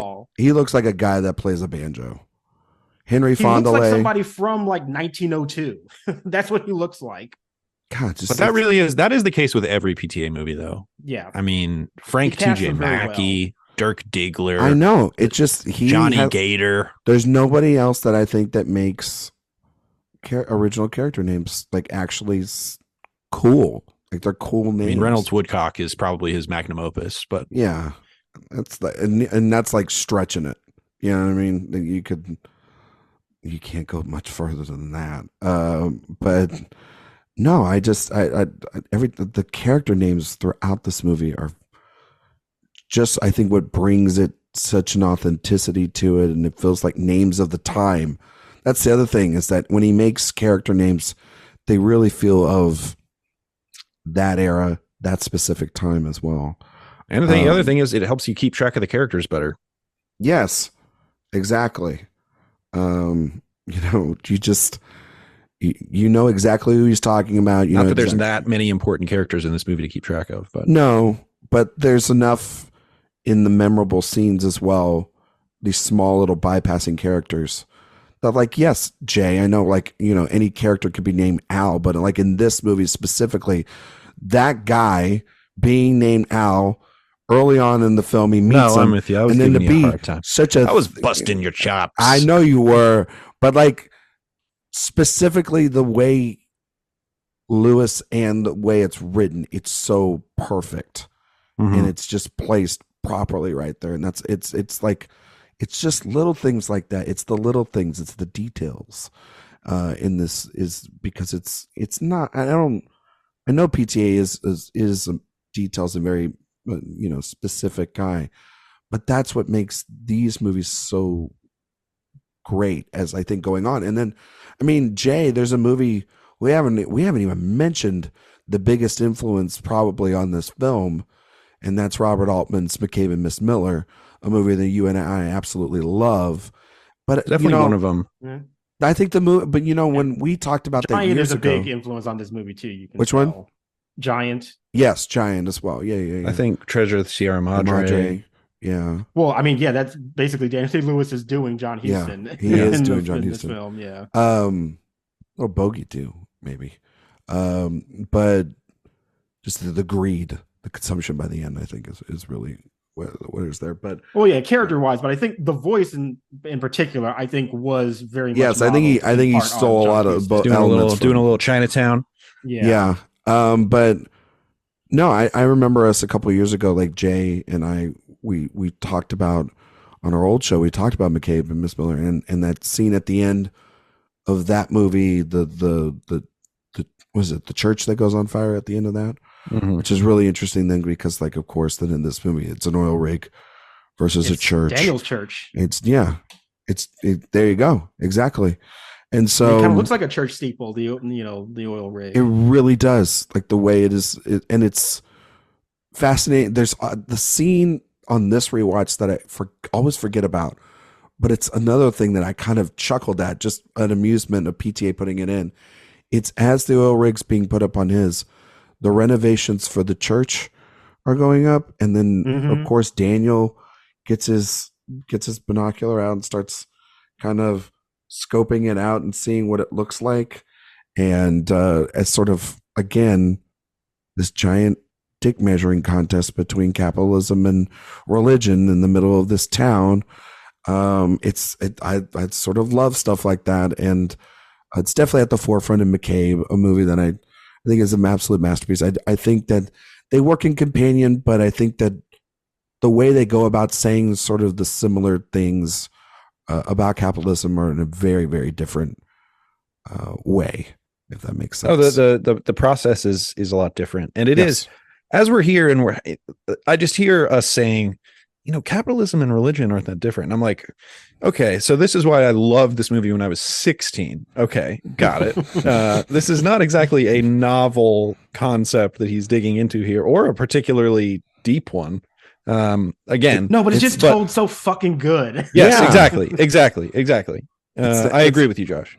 I mean, like, if I want to see capitalism and religion being taken down or put on the same level of Jesus Christ, they're both terrible, rather it be done like this than Adam McKay get his fucking hands on it, and I get a whole like scene of fucking the Adam Daniel McKay, Day-Lewis. Adam McKay movie got canceled. I saw that. And now he's going to make another climate change movie, which is like, didn't you already? The first one wasn't subtle enough. Yeah, the first one wasn't subtle enough. Let me just recreate the world or whatever. I don't know what the fuck he's doing. It's so funny. Subtlety is such an interesting thing. This movie is not subtle. No, but it's also the themes. But it's not trying to hammer. But the themes are secondary. Theme. It's not message forward. No, because it's character forward. Yeah, the characters and their actions are then that's defining the themes. That's really the difference. Yeah, as opposed to the themes defining the characters. Of those themes. Yes, it's the delivery method of those themes, I think, is what's most fascinating about it. Because yes, I think in terms of just generally what it's about, pretty straightforward. Capitalism and religion are bad, but the ways that they are bad and the ways they are bad through these characters and how you visualize that through the filmmaking. That is what I find so innovative about the movie. That's why I still find it to be a movie that whenever I watch it, I discover more about it just through this conversation. There are things that were brought up. It's like, oh, that's a whole new way for me to view like this particular scene or this character. And that's what I love about this movie so much, that even if on the surface what it has to say is pretty direct, the way that it says it, I just find there's so many avenues that you can get that explanation out of it. For sure. I agree. I mean, it's just one of the best made movies of the 21st century. Yeah. Just is. You guys got any last things to say? And it might not even be the best made movie of its year, but yeah, I know. Let's talk about it. What's the best movie of 2007? It's this one. It's this one because this is the one I'm talking about. I think. See, this is Ryan. I said this recently. I can't remember. It might have been on the David Fincher pod. It was on the Fincher pod when we talked about Zodiac. Because I'd recently watched Zodiac, and I said my favorite 2007 movie is whichever I watched last of No Country, There Will Be Blood, and Zodiac, and I still think after this rewatch, I think it's Zodiac. I think the other one I throw in is Michael Clayton. I watch Michael Clayton way too much. Yeah, you like. I really like Michael Clayton. You love Michael. Clayton rules. Michael Clayton fucking rules. Honestly, catch me on a certain day. I might say Clooney should have won Best Actor over Daniel Day-Lewis. I don't go that far, Josh. I don't go that far. I know. Like I said, you gotta catch me on a certain day. I might say that. But the other movie that actually for me that is in competition with There Will Be Blood is Jesse James. That's the movie for me that guys. I'm seeing Jesse James on 70 with Roger Deakins in 2 days as of this. Okay, recording. well, fuck you very much, Jay. I was just gonna say, Josh, if you weren't gonna tell him to fuck off, I was gonna tell him to fuck off. So fuck off, excited. Jay. Fuck off, Jay. Yeah, really. Yeah. So you saw The Master already. You need a new co-host now. Yeah, because that is just that is unforgivable. Josh, I got an opening for you, but you know what I'm saying. Fuck you. So much, Jay. Honestly, no, it is this movie. This is still. It's crazy that PTA has made the two best movies of the 20th century. And that's all I'll say. In my opinion. That's crazy because it came out in the 21st century. Or 21st century. I'm sorry. 21st century. Fuck you. Again, fuck you, Jay. It's incredible. I love this movie very much. Like I said, even though there's other films from this year that come very close to it, like I'm not going to argue that it's the best movie of this particular year. I think it's a contender for the best movie of that decade. Honestly, like it is the best movie of that decade. Good. I love it so much. I mean, every once in a while, I will just go on YouTube and like just try to find the sequence of the derelict burning because I just love that entire set piece. I think it's just so immaculately put together. From the score to Yep. You know what I mean? Like all that, just the different sounds. The Dawn of Greenwood, man. God, it's so good. Unfortunately disqualified from the Oscar race that year. Bullshit. Well, you know why, right?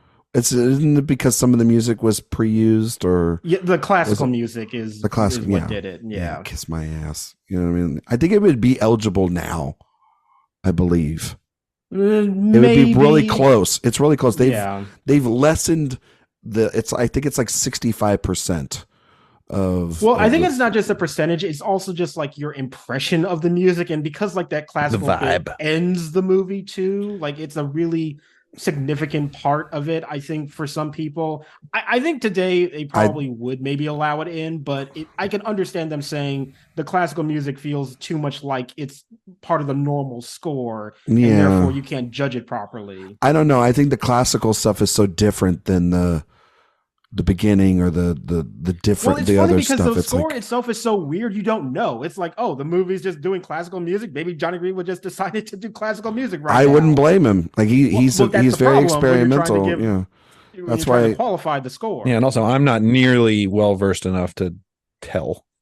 So you're not well versed enough in a music, professor, to figure that out. Classical music, no. Yeah, that's not one of your big fan of Johann Sebastian Bach. Oh, yeah. I do love the classical music in this movie, though. I think it's deployed wonderfully and masterfully. You didn't know where to go with that joke, did you, Jay? Yeah. Jay didn't know where to go with that joke. Yeah, look, I tried to move off from it. Honestly, that one went over my head. I don't know what the joke was. But I do think that is the thing that I always tell people about this, is that There Will Be Blood won the decade and the arguments for the best film of the decade, and No Country won the Oscars. And so both have and it's still No Country. It's still one of the best picture wins probably of all time for me. Like a movie like that. I don't complain about it. I still think a movie like that winning is incredibly rare. Of a movie being, for that to be the Coen's best picture winner is kind of strange. It's strange, but it's the least congruous movie in their career, probably. Yeah. Well, it's also that they made as a duo, at least. Also an adaptation. There's such originality filmmakers. It just, but it still has their voice in it, and it's such a weird one, but yet it also, it rules. That movie rules. When's Cormac McCarthy writing another movie? Counselor 2, when? Well, Cormac McCarthy's dead. So I don't know. Counselor 2, when? Don't know if that's happening. He died. I forgot he died. Yeah, he died this year, dude. Yeah, I forgot he died. Man, I don't know what century we're in. R.I.P. to a king. I don't know what's worse. I don't know what century we're in, or you didn't know that Cormac McCarthy died. I totally forgot that he died. I honestly did not know if that was a joke. As soon as you said it, I was like, oh yeah, he died, didn't he? Yeah, he did. I'm on a roll. You're on a roll tonight. We're just going to start wrapping this one up here right now with Jay. For the record, I do remember that he died now as soon as you said it. Yes, but you didn't when you said it. Yeah, sure. Jay, before we get out of here, we're going to test your award season knowledge based off the film we just reviewed, There Will Be Blood. In a segment we like to call It's an Honor to Get Nominated. Spoiler alert, Jay, this movie was nominated for Oscars. But we talked about it a little bit already. But how many Oscars was it nominated for? Okay, so this one got nominated for a lot. Until Josh said that it did not qualify for score, I would have said score. However, damn it, Josh, I'm going to say it wasn't nominated for score. Yeah, you're right. Yeah, I will say it was nominated for the Oscar for Best Picture, for Best Director, for Best Screenplay. Which screenplay? Adapted. Thank you. Even though that's like adapted again, that's like fuck you. There's no it's like way. A barely. It's just like I just took the idea of oil rigs out of this thing. Yeah, just took the oil rigs and that religion and capitalism are bad. And one character is named Daniel, I think, in the book, but it's not the same one. It's not the main character. Yeah. Hey, keep going, Jay.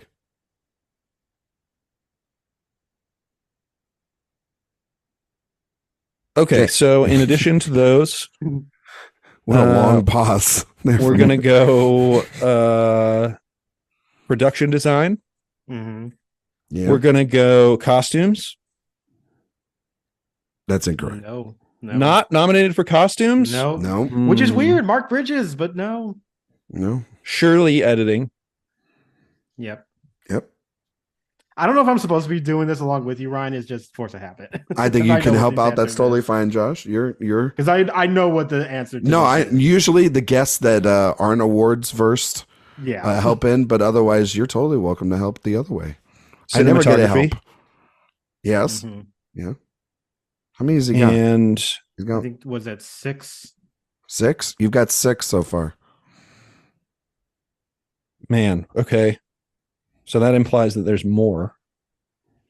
Sounds. Which Both. one? Both. No, you only got one. So which one?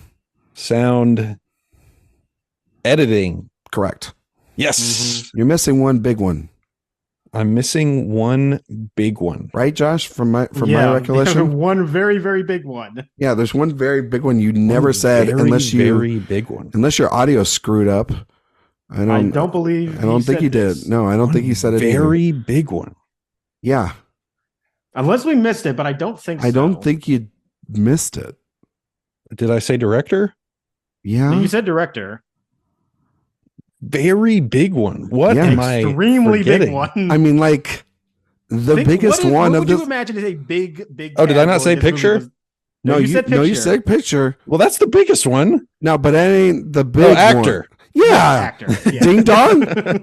We're sitting there like everyone's at home. Jay, what are you doing? I just assumed that was a given. What did it win? Actor. And jeez. Screenplay? No, he didn't win screenplay. No, No, 'cause he hasn't did not won win an Oscar screenplay because he yet. doesn't have an Oscar. all of them went to the Coens. Remember? Picture, Did director, screenplay. Ah, Jesus. It won something else. It didn't win cinematography. Mhm. It didn't. Did it? It did. Oh, that's cool. I'm not sure I would have given it to this movie for cinematography. Well, that is just, to me, that just shows the strength of that category, because you've Yeah. got that, you've got No Country, you got Jesse James, you got Atonement, and Diving Bell and the Butterfly, which is, I mean, that's like an all-timer. that's a banging lineup right there. Yeah. Get Atonement out of there. I mean, Atonement is a very nice looking movie. I don't like the film as much as other people do, but the cinematography is great.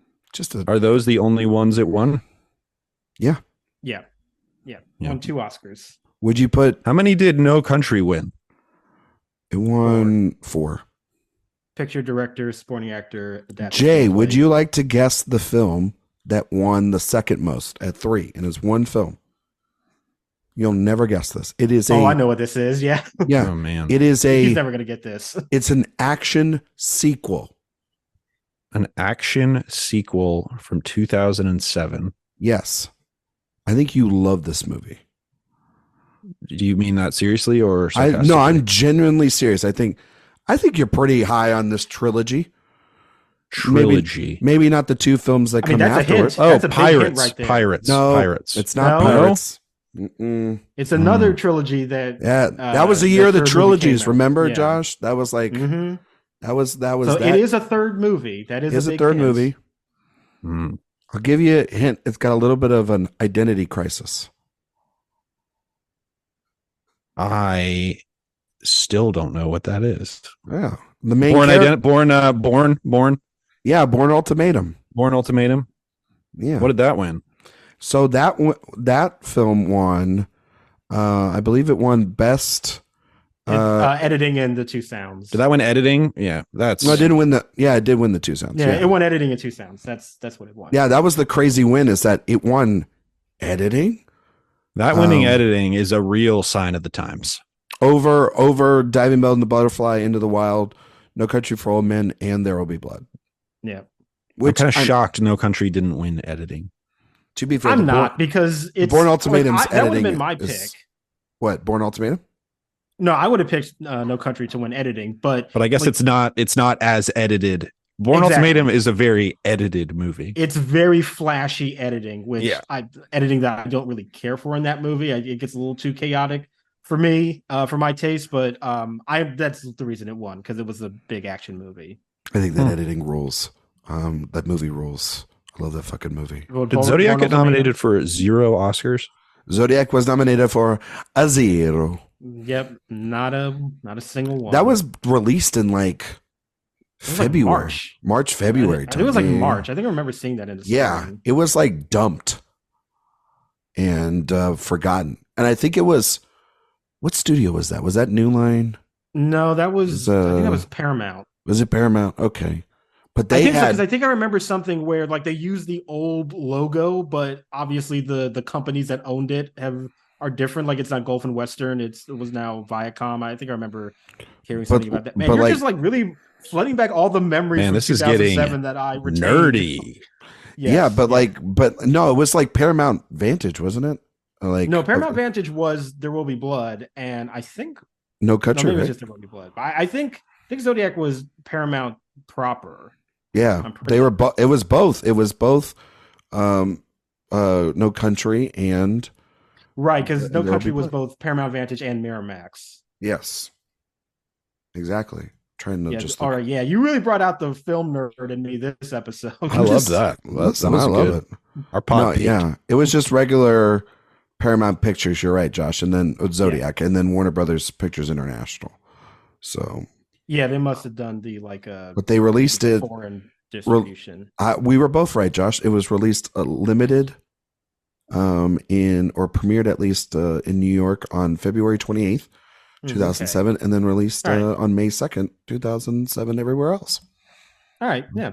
So we were both right. There you go. There you go. And because it came out so early and the year was so strong, it wasn't able to get traction. Yeah, and I mean, No Country released at Cannes, and then premiered here in the States in November. Yeah, I remember that being in the fall. Yes, and then There'll Be Blood. That was way at the end of the year. It actually had a surprise screening at Fantastic Fest. Oh yeah, I do remember. Believe it or not. Okay, I mean that doesn't. Who would ever fucking thought that, huh? But yes, then they released it in theaters on December 26th. It was a Christmas.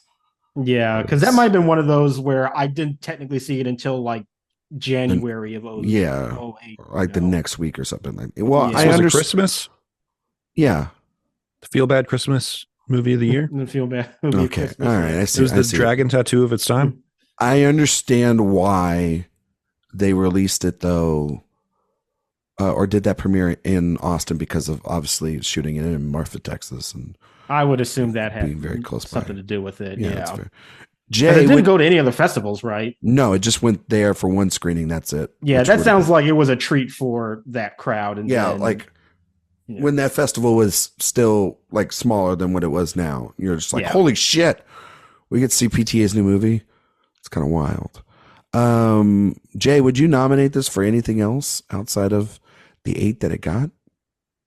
I mean, I would have scrapped the rules for score and just said, like it should have won score in a courtroom. You say strike that from the record. Just get rid of that. However many non-original pieces of music there were, and put that in.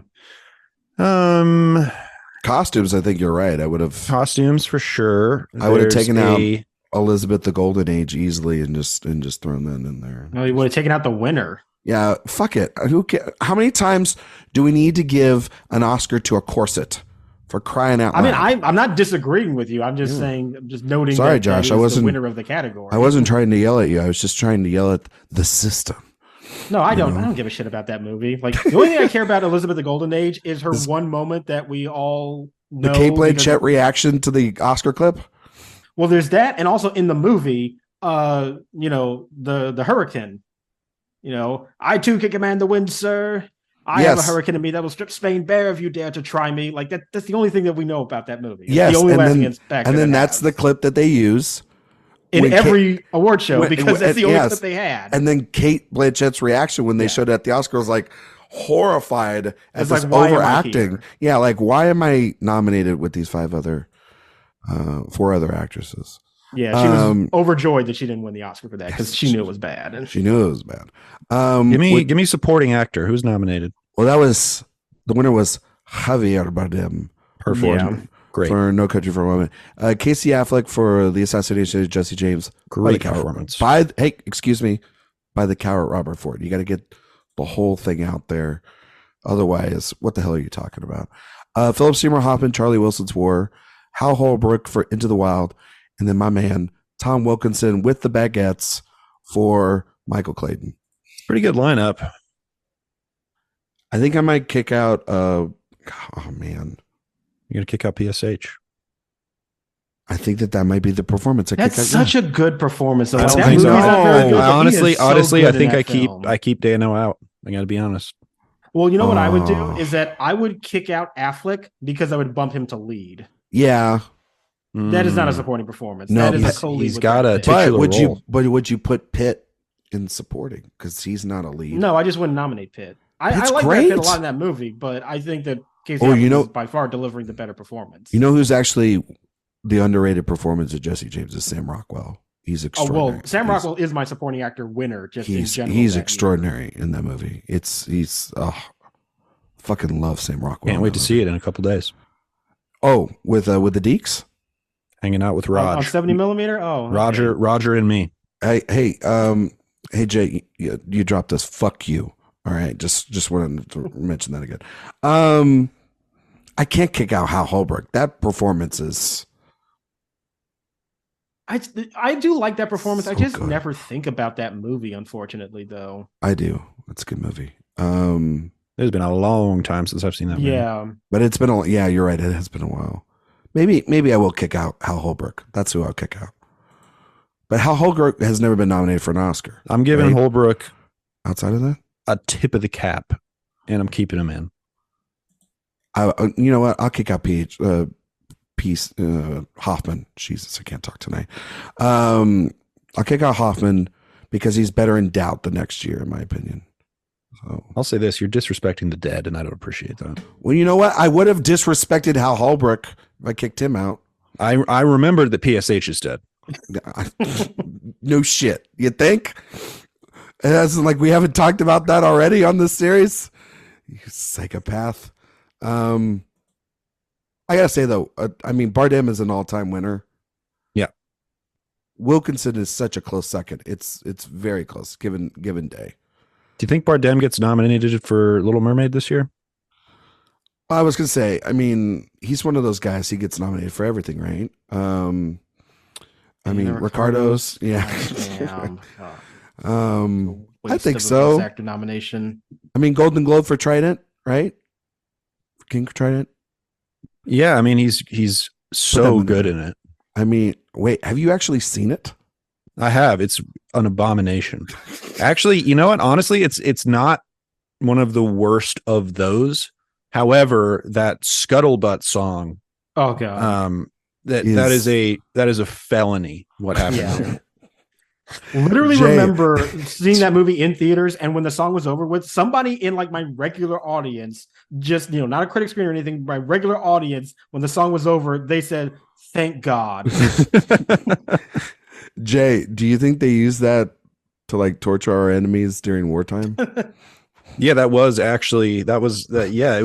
a co-production between Walt Disney and Guantanamo Productions. Yes. It was just outlawed by the Geneva Convention. Yeah. Oh. That's what Oscar Isaac used to torture people in the card counter. There you go. Oh my God. Jason Clarke used it in Zero Dark. There you go. It was before of its time. Just Disney. It was always there. Yeah. It was in the ether. It was only made public. The records were made public. Yeah, it was on WikiLeaks. It replaced. Yeah. We can thank Edward Snowden for that one. That's why he's in Russia right now. To be fair, I think the prisoners were actually excited for a day about a new song after they replaced The Rock's "You're Welcome" from Moana. But after that, I mean, it's the Scuttlebutt is. "You're Welcome" is good. No, it's a good song, but The Rock singing. Not so much. Get ready for it in live action. Oh God, that's right. It's so self-indulgent. He's going to be in the live action version of that. It's going to be obnoxious. Anyway, Josh, thank you so much for coming on. Josh, would you give There Will Be Blood the Oscar for Best Picture, by the way, or would you keep it with No Country? In this lineup, I absolutely would give it to There Will Be Blood. Okay. And that would be PTA's Oscar win? Yes. Is he a producer? I would keep it with No Country for the record. Yeah. Is he a producer? I mean, yes. Yeah, he's a producer. Producer, director, writer. So okay, just wanted to make sure. Right. I mean, I would give him director too. I would give him both of those. Josh, how you said like about this pre-podcast, you talked about how many Oscars you would give like Christopher Nolan in his filmography. How many would you potentially have given PTA in his filmography? For as much as I do love PTA, I actually think I would only give him like one or two at this point. Definitely director for There Will Be Blood. But as I said, I go back and forth between this and Jesse James as my favorite movie of 2007. So that it depends. But otherwise, like I love all of his other movies, but there's just usually some other competition there that I prefer slightly more. So There Will Be Blood is like the one where I think unequivocally, I would say he was deserving of at least one Oscar for this movie. So but you would say that he would get picture and director here, then? Yes, that would be the most I would go for him. So that's two here. Yeah, for two at most. Yeah, J-Dog, would you keep it with No Country? No, I would give it to No Country. Or sorry, yes, I would give it to No Country. Yes, I Okay. would keep it. Well, would you give And I director? would be fine with that. But would you I do be a fine with that director too. split? I'd do a director split. I'd give PTA director. Yeah, I think I'd be okay with that. Yeah. I think that's the right call. I think that's the move. Yeah, I think director yeah. and actor are Cohen's, exactly. Cohen's had an advantage. There was two of them. Yeah, and honestly, I think of the Coens as much as they're great directors. I think of them as the writers, and which is then why I winning- would give them the adapted Oscar. screenplay. Yeah. Yes, and then picture, and then I think of PT as more of the director. Yeah. And then even though he's a great actually, not writer, only that, I would give picture and director to PTA, screenplay goes to the Coens, and because I also would give No Country editing, that technically would go to the Coens as well, because that's their pseudonym, Roderick Jayan. So there you And go. I'll tell you what would have been what Two was so Oscars cool apiece. about this. One thing that was so cool about this Oscars is that Cormac McCarthy was alive to see it, Son of a bitch. which is one of my favorite things about it. Because as we know, one of your favorite things about Cormac McCarthy is that he was alive in 2000. as we all know, no longer with us, unfortunately. Yes, yeah. Jay spoke at the memorial. It was a real touching speech. Do you remember what you said, Jay? I mostly just talked about the counselor. Okay, that's fair. You were still asking, when are we getting Counselor 2? Was that All before- return my phone calls. How far did you get into it before security pulled you off the premises? Yeah, I kept talking about the Cameron Diaz car scene, and his family did not appreciate that. Yeah, I don't think. I mean, well, I would. reenacting it on the coffin was. I mean, that was a bit much. It's not my fault he had a glass coffin. Wow, we're completely off. We're off the rails. We're done. This is a wonderful episode. Thank you. We always get unhinged right at the end of this goddamn show. Josh, thank you so much for coming on. Can you please tell everybody where they can find you and all your work on the internet?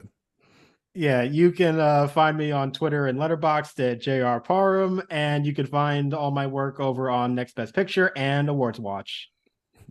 Thank you once again for coming on, Josh. I'm so sorry. Can't wait to have you back on. I loved it. Can't wait to have you back on in the future. Also, as my new co-host, since Jay's definitely It was a good run. Yes. Jay's definitely going to hell and canceled. Yep. J Dog, where can we find you and all your work? Find me on Letterboxd. Just search J Ledbetter on the old Twitter at Mr. J Ledbetter for my weekly recommend. You're gonna find nobody who likes a particular movie more than me this award season. The Iron Claw. I freaking loved it. Thought it was like unbelievably good. So it's not out yet. It's only for the elites so far, but maybe you normies can see it soon. Check it out. Wow. You're really pulling out the normies and calling yourself. You're such an elite. The plebes. You and the killer. Yeah. Living with the normies. You get. As Popeye said, I am what I am. You get one pull quote. Popeye said it best. And it goes right to his head. You can find me on Twitter, Instagram, Letterboxd at Ryan McQuade 77. You can find all my work here at awardswatch.com. If you like podcasts, please go on ahead and listen to the Awards Watch podcast. We're right in the middle of award season, giving out predictions and all sorts of different other stuff. That's where you can hear Jay and Josh and everybody else talk about all things that are more current than just the conversations that we have here on Director Watch. You can go over to Spotify and iTunes. Give us a 5-star review. Greatly appreciated. I know Josh has given us a 5-star review, right, Josh?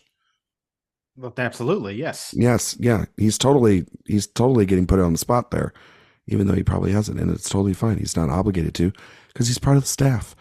At awardswatch.com, newsletter. Go sign up for it. You get all of our reviews, all of our podcasts, all of our interviews, everything in between sent to you 2 times a week. Eric does a lot of work. Go on ahead, sign up for it. Greatly appreciate it. My recommendation, I'm going to start doing them with you, Jay. I'll do a recommendation of the week as well. How about that? It's fine. It's another movie. Derivative, it's coming out. Fuck you.